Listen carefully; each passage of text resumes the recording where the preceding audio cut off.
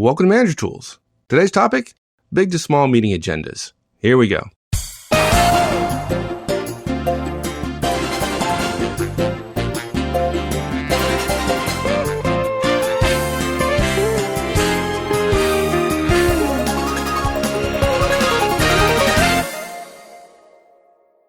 Well, Mark, I think a lot of folks struggle with how to structure their meeting agendas, and particularly what should come first. I mean, how do you divide the time among the 4 or 5 or 6 items that you want to discuss or decide or action? And folks make it a lot harder than it needs to be. It's really not that hard. No, it's not. You put the most important item first. You give it plenty of time. I've recently been in some meetings. I thought everybody knew this, but it seems like they do it backwards, where they put the most important item last, thinking that everybody needs to warm up in the meeting, or the fact that it's last and it comes right before the end of the meeting, they'll make a decision quickly before the meeting ends, and that just doesn't work. So 3 simple rules. This is standard meeting protocol. We should have done this years ago. I apologize. When you're creating an agenda, you put the most important item first, okay? Then you put other items in order of decreasing importance, and you give less time to things that are less important. And in the beginning, guys, just before we get into the details, in the beginning of doing this, you're not going to always know how much time things need, but you probably know how important things are. And so you set time by how important things are, and you learn who on your team takes more time to brief and those kind of things, and you make those kind of subtle adjustments. But if you'll focus on the importance of an item, its value to the organization, and sometimes it's urgency, but hopefully not always, and give it plenty of time, you'll do a lot better. Okay, so let's get to the first one, which is most important item first. Well, dude, that sounds pretty flippin' obvious. I mean, do we really have to talk about that? Yeah, well, okay, but now wait, it is obvious after fashion, but the people who do it the other way, dude, when I asked them about it before I wrote the cast, they said, well, it makes sense to me to put the last one last, the most important one last, because that way everybody's warmed up. And exactly. You know, as the meeting's getting ready to end, people will make a decision, and so on. And so it's obvious to them. But when you've done it this way a couple of times, the way we recommend it, it's very obvious. Right.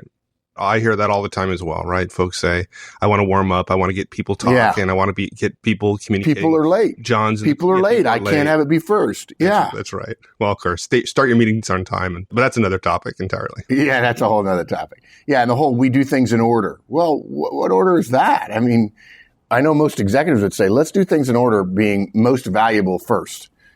Look, there are 2 reasons we put the most important item first. Groups are more effective on earlier agenda items, providing the meeting is run effectively. And here's the real value. We have more time to spend on it if we need it. That's the real value. That's right. If you had a half an hour meeting and you had 15 minutes scheduled for the most important item, right, and is more important by far, and you were 15 minutes into it and you weren't through your most important item, you might choose to actually keep going on item number 1. Right? That being the most important. Yeah, dude, not might. I would. Yeah, it's most important, particularly if it's notably more important than everything else. Now, look, guys, there are meetings where everything's equally important. I mean, relatively speaking, and that's okay. Then you give them all equal time, and you can throw up the cards and make it in random order. That generally doesn't happen in my experience. And if nothing else, if you don't know what one's most important in terms of value to the company, ask yourself, which one do I want to go first? Which one do I want to be sure gets done? And the one that goes first is the one that gets to be sure to be done. Now, you have to keep in mind, we're following a fundamental principle here, which is agendas exist to serve the purpose of a meeting. But if the agenda stops serving the purpose of the meeting, the purpose outranks the agenda. And what that means is you don't stop debate or stop discussion or stop making a decision on the most important item simply because its 20 minutes are up. You wouldn't do that. What you would do is give it more time. And you would say, I'll cut time from the other items, or I'll simply leave an item off and I'll make that decision myself, or I'll turn it over to subordinate, or we'll delay that decision for a week. Okay? But look, what we're suggesting here is really simple. Look at all the items you have on an agenda. Determine which are most important. Then put them in the order of importance rather than urgency, or rather than who normally briefs first, or who will be in the meeting when, based on their schedules. Geez, I don't like that one at all. We've seen agendas based on historical reporting order, timing for somebody's schedule, no recollection of why the order is the way it is. Easiest stuff first, shortest stuff first, saving the best for last, keeping people in their seats for the big stuff at the end. Look, I'm not going to say these are wrong. We understand the reasons for that, and there have been times we've run meetings sort of bass backwards as well. But these ways are ineffective compared to putting most important items first and giving them the most time. And clearly, this works a great deal better if you run effective meetings. Start on time, stay on time, keep notes, capture responsibilities, my favorite. Finish on time, have a parking lot, and so on. If you don't run effective meetings, it's a bit harder to have the big item first on the agenda. But if you do, your attendees will be fresher for it. They will know, if you start doing this, that the first item is the most important. And they'll know that more time can be allotted if necessary. And yes, every once in a while you get the person who games the system and says, my item's last. If I just muck up the works on the first one, maybe my item will get pushed back until next week. They don't realize that still looks bad for them, but whatever. There's no perfect agenda.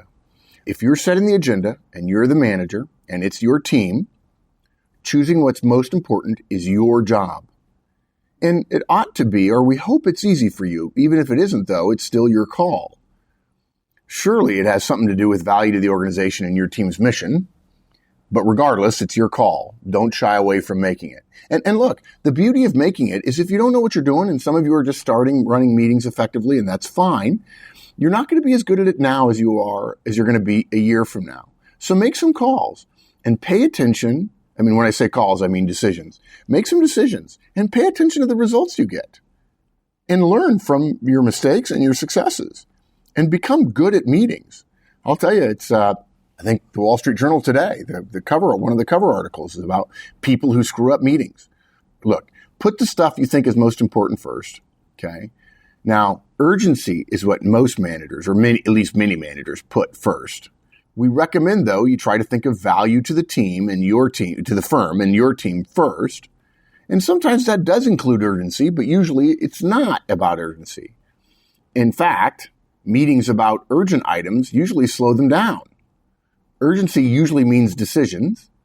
Too many of us don't make decisions at meetings because, remember, a decision is more than just choosing. A decision is choice and an action.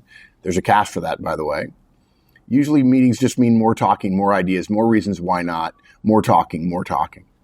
But put the stuff that's most important and relegate urgency to a lower criteria within importance. Put that stuff first.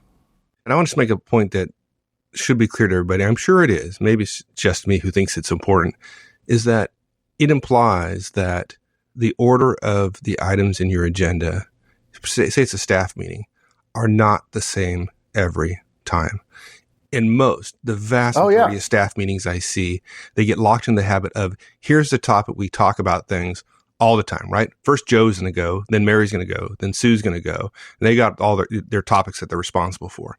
And it implies that the relative importance is the same every time. And that's not true. And so if you're running a staff meeting and you have a set agenda that you run through every single week, there's something to think about. Yeah. Look, it's okay to have a set agenda, but on the other hand, what we ought to be doing is saying, I'm going to mix up the order in which people brief, because the order in which people brief doesn't have to stay the same every time. And what somebody is briefing or what somebody is talking about or what somebody is asking for a decision for or wanting collaboration on, some things are more important than others. So yeah, I agree. And please don't construe our earlier guidance about having a set agenda to mean that everybody always goes at the same time in the meeting, because you can easily move things around and it's still a staff meeting and it's still everybody briefs. You're just changing the order based on what's most important. Good point, dude. There you go. Okay. So I think our second point follows from the first, right? If you put the most important thing first, then it would make sense that you'd order the other items in the order of decreasing importance, right? Yeah. For the rest of the stuff, apply the same logic you did to the first one. What's most important now to your firm and your team? Based on that analysis, come up with a descending order list of what has to be done. And the idea is simple. Stuff that is the least important goes last. If your agenda gets thrown away because the first item takes everything else out, it ends up going long, you will much more likely have gotten through with your most important items. The things that are least important will fall off. And frankly, if it's least important, let's just make a decision and move on. And to be clear, I've alluded to this earlier. We did say a second ago, if your agenda gets thrown away.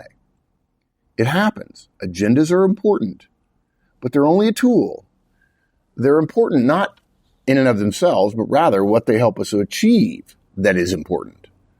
Remember that when an agenda gets in the way of a meeting's purpose, it's no longer valuable. In fact, I learned this in one-on-ones when I discovered a lot of managers. It was me not having coached them on this. It was my fault. A lot of managers cutting people off at 15 minutes and say, okay, your time is up.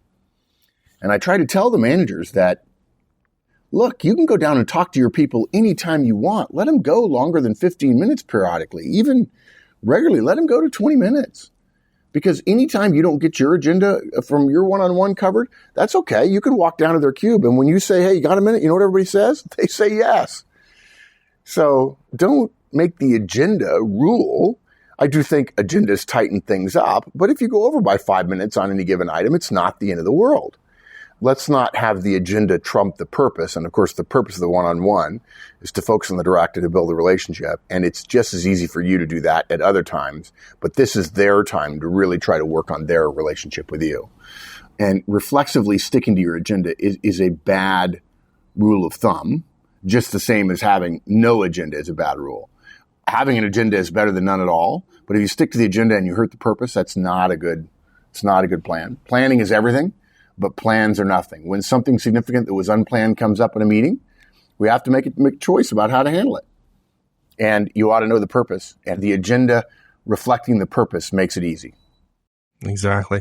Another thing I've seen quite a bit is, let's say there's 3 agenda items. You got an hour-long meeting. There's a couple things wrong there. But, well, that's, again, another topic. So we have three items we need to cover in 60 minutes. And so we say, oh, okay, 20 minutes each, right? Without any thought at all as to the relative importance of those things and whether or not we ought to be spending the same amount of time on the most important thing as we do the least important thing. Yeah. Look, once you've got the order of importance of your agenda items, give each lesser item less time. For the first item in an hour-long meeting, give it 25 minutes. The next item gets 15 and the next item gets 10. Now, we're not saying that the first meeting item, the agenda item, is 2.5 times more valuable than the third one. We're not. I'm just giving you a rough math. 25 and 15 is 40 and 10 is 50. And you need 5 minutes for welcome, purpose, introduction, and agenda. A welcome, purpose, and agenda. And you need the last 5 minutes for parking lot. And so you have time for 3 items. Usually, more than 3 noteworthy items in an hour-long meeting is a stretch. But it could happen. And if you're doing lots of 5-minute items, we probably bet, not always, but we'd probably bet that those are items you don't need meeting time for. If you have 4 items, it may be 20, 15, 10, 5. But if you're spending time on welcome, purpose, agenda again, and you have a parking lot, that's about the extent of it.